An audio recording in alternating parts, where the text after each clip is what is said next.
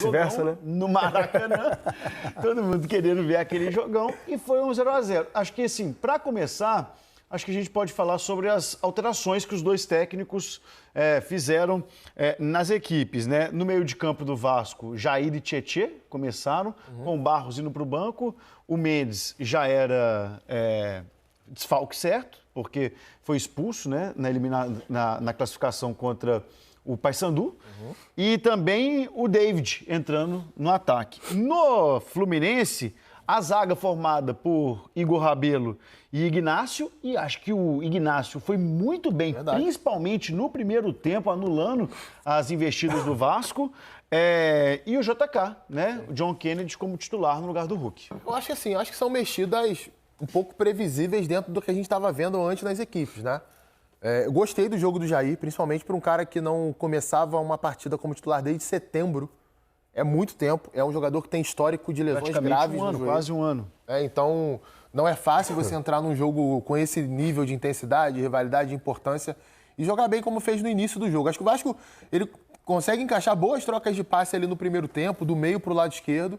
Mas é o que você falou, a defesa do Fluminense reagiu muito bem, principalmente o Ignácio. Gostei do jogo do Igor Rabelo também, outro cara que desde janeiro não começava uma partida como titular. Hoje é a quinta opção para a zaga do Fluminense, só jogou porque o James está fora, o Freite está fora, o Thiago Silva está fora, e aí acabou sobrando um espaço para ele. E o Milan. Então é a sexta opção. Então acabou sobrando um espaço para ele. Acho que ele correspondeu, cara. Ele não comprometeu, não. Sobre o John Kennedy, a gente está vendo a jogada dele. Para mim, hoje é bem gritante a diferença de produção entre ele e o Hulk, né? E eu vou falar aquilo que eu falei ao longo da semana aqui. Ainda acho cedo fazer análises profundas sobre o Hulk no Fluminense. Olha só, são 3 jogos, gente. Quatro né? Com esse de hoje, né? Poucos jogos e está se adaptando ainda, retomando o ritmo de jogo. Porém, o momento do John Kennedy é melhor, independente disso. E isso ficou provado. Essa bola não entrou por mérito do Léo Jardim, na minha visão. Principalmente se o Zubeldia quiser um jogador para fazer o trabalho de pivô, né? Também. Porque o Hulk não consegue fazer esse trabalho de pivô, né? Porque assim, ele não tá vivendo o seu grande momento. A gente tá vendo uma ótima chance que o Tietê perde na segunda etapa. Melhor jogada do Vasco para mim no jogo, essa daí. Primeiro tempo eu achei o Fluminense um pouco melhor. O Vasco equilibra as coisas na segunda etapa. Mas a gente vai voltar àquilo que falamos na abertura. O nível técnico da partida sofrível. Outra coisa importante. Estado do gramado do Maracanã. Tá muito mal, gente. Tá mal. Você vê um passe, por exemplo, às vezes que não é aquele passe rápido, um passe mais lento, a bola vai pererecando no gramado. Ó. Olha lá como é que ela vai...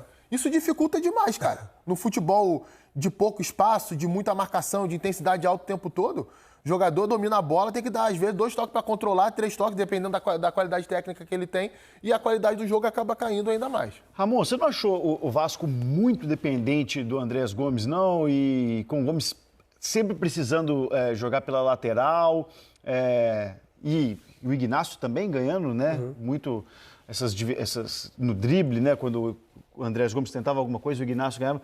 Achei o Vasco muito dependente do Andrés Gomes. O Vasco, de fato, ele é dependente do Andrés Gomes, que é o jogador que vai te dar o drible, que vai te dar a velocidade, que vai finalizar. Apesar dele não fazer tantos gols assim, ele é o jogador, ele é a principal referência do Vasco na parte ofensiva, né? Assim, o Vasco fez uma coisa boa que dificultou bastante o jogo do Fluminense na fluidez do jogo do Fluminense. Sem Thiago Silva e Freitas. Freitas é um jogador que tem esse passe para frente com qualidade, é um jogador que tenta muito esse passe para frente, tem a inversão de bola. Thiago Silva saindo, jogando, a gente sabe o que é o Thiago Silva. O Fluminense não tinha esses 2 jogadores, né? A saída de bola do Fluminense, naturalmente, se passa muito pelo pé do Martinelli, né? Não tendo os 2 zagueiros, se concentraria muito mais no Martinelli. O Pedro Manuel fez uma coisa muito boa. O David era quase uma marcação individual na saída de bola do Fluminense. Os zagueiros do Fluminense tinham total liberdade para poder sair jogando. O David ficava fechando a linha de passe. Ficava entre a bola e entre o Martinelli para que essa bola não entrasse no Martinelli e o Martinelli conseguisse distribuir o jogo. Isso foi um ponto muito positivo do Pedro Manuel na leitura de tentar, né, tirar do Fluminense o que tem de melhor. O Canóbio começou pelo lado esquerdo. Quando troca por outro lado, consegue, né, com muita potência e muita força, alguns lances de ataque chegando ao gol para finalizar. O Vasco, tô com o Coutinho, né? O Jair dá uma consistência, uma qualidade, uma experiência muito boa na saída de bola, na ocupação dos espaços, protege muito bem o Vasco hoje, fez um 4-1-4-1, às vezes o Jair entrando numa linha de 5 para tirar esse jogo lateral do Fluminense, que é muito forte, né, no lado do campo, Savarino, Canóbio, Guga e Arana. Enfim, o Vasco defensivamente conseguiu travar o jogo do Fluminense. Porém, ofensivamente, continuou mais uma vez, mais um jogo com sérios problemas para criar e para conseguir definir as suas jogadas. E no segundo tempo, o PH começou a participar mais, né? Coisa que faltou no primeiro tempo, começou a se soltar. E o Vasco se equilibrou um pouco mais nas suas ações, fez aquele cruzamento para o Tietê, né? Que faltou aquele sim senhor, aquele boa noite, né? Que o 9 faria, a gente brinca, né? Sim senhor, faz o movimento completo. O Tietê faz um movimento meio que receoso, né? Não sei se dá trombada. Não é característica dele cabecear bolas. Acabou que ele perde um gol também, claro, assim como o John Kennedy perdeu. Foi a melhor oportunidade do... 1-1 hoje seria um resultado também justo. Acho que hoje o empate é o resultado mais justo. Mas tecnicamente o jogo foi muito abaixo, muito erro não forçado de passe. Vimos coisas boas taticamente? Vimos. Só que para um clássico desse tamanho a gente esperava mais. Hoje tivemos o estreante no clássico, né? Pedro Emanuel, pela primeira vez em um clássico e pela primeira vez jogando, né, comandando o time no Maracanã. Ele chegou a falar que achou que faltou sorte para o Vasco. Viu evolução também no time. Acho que ele está certo quando ele fala que está vendo evolução no Vasco. O Vasco estava um pouco mais organizado. Muito mais organizado. Principalmente com a bola. Muito mais organizado. Eu tenho falado isso, Laís Coutinho, né, durante a semana. O Vasco, ele tem uma estrutura definida e está começando a encaixar na forma de jogar, na ideia de jogar. É que a execução não tá fina. O refino, né? A parte técnica dos jogadores ainda não está acompanhando a boa estrutura que ele está montando. Ele está organizando o Vasco. Isso é importante. Naturalmente, com a evolução e a confiança de você se sentir bem estruturado, de, por exemplo, eu posso tentar uma jogada à frente, eu posso tentar um passe um pouco mais difícil, que se eu perder a bola, eu perco pressão, ou eu faço a falta, ou eu tenho uma boa recomposição. Isso, com o tempo, com a evolução, os jogadores vão adquirindo isso e o Vasco tende, né, claro, com a chegada dos possíveis reforços que estão para chegar, também a evoluir. Mas estruturalmente, na ideia do jogo, né, taticamente falando, o Vasco melhorou bastante. Vamos ouvir, então, as impressões de Pedro Emanuel logo após a partida na entrevista coletiva. Estamos no caminho que eu pretendo, agora, como é lógico, tentando ganhar mais vezes, mas se tivermos esta atitude, este compromisso, tudo aquilo que é o plano que nós delineamos para o jogo, os jogadores têm cumprido à risca, às vezes com um bocadinho mais ou menos de qualidade, mas isso faz parte do processo e nós estamos aqui para isso, para os ajudar, para os fazer acreditar neles e na equipa. Naturalmente que vemos quem tem mais condições e características para poder efetuar esse tipo de momento do jogo, que é um momento importante.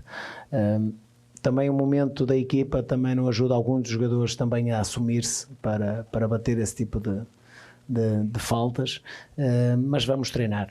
E isto também encaixa naquela primeira pergunta que faz, que a equipa está comprometida com aquilo que é o processo defensivo. Temos vindo a ser e ter ênfase, e vocês veem naquilo que é o discurso que o Léo tem como goleiro, sentir essa presença. Hoje ele também foi decisivo num único momento que ele teve durante praticamente todo o jogo. Nós conseguirmos também hoje ter isso contra uma equipa como o Fluminense, que está recheada de boas individualidades e um processo de jogo ofensivo a roçar aquilo que é a dinâmica de perfeição, e nós conseguimos conter com uma boa estratégia por parte de todos e uma interpretação boa. Continuando para responder objetivamente àquilo que é a parte ofensiva. No último jogo que nós tivemos contra o Medellín, tem a ver aqui um foco que nós temos que ter neste contexto. Hoje tivemos eventualmente 3 ou 4 aproximações com alguma legitimidade de poder criar perigo e uma situação flagrante de golo. E essa situação criada não foi concretizada. No último jogo tivemos 20 e tal remates e continuamos com a mesma questão.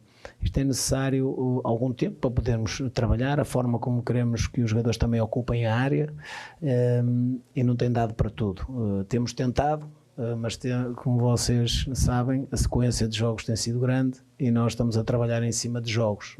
Praticamente não é só recuperar, é só jogar. Vocês que estão no futebol sabem que hoje em dia isso é fundamental para o jogador se sentir preparado para o próximo jogo, que é daqui a poucos dias, e que não nos permite também aprofundar tudo isto que nós gostaríamos de fazer com a nossa equipa, para evoluirmos estes índices de eficácia e naturalmente de confiança, para podermos, cada vez que vamos atacar a baliza do adversário, ser mais eficazes. Aí, Pedro Emanuel, técnico do Vasco, falando, né, realmente dessa evolução do time e como ele quer um time mais eficaz, né? Tem que ser mais eficaz. Quarta-feira é o jogo da volta, Fluminense e Vasco no Maracanã, a partir de 9h30 da noite. Jogaço com transmissão também do Sport TV. Ouvimos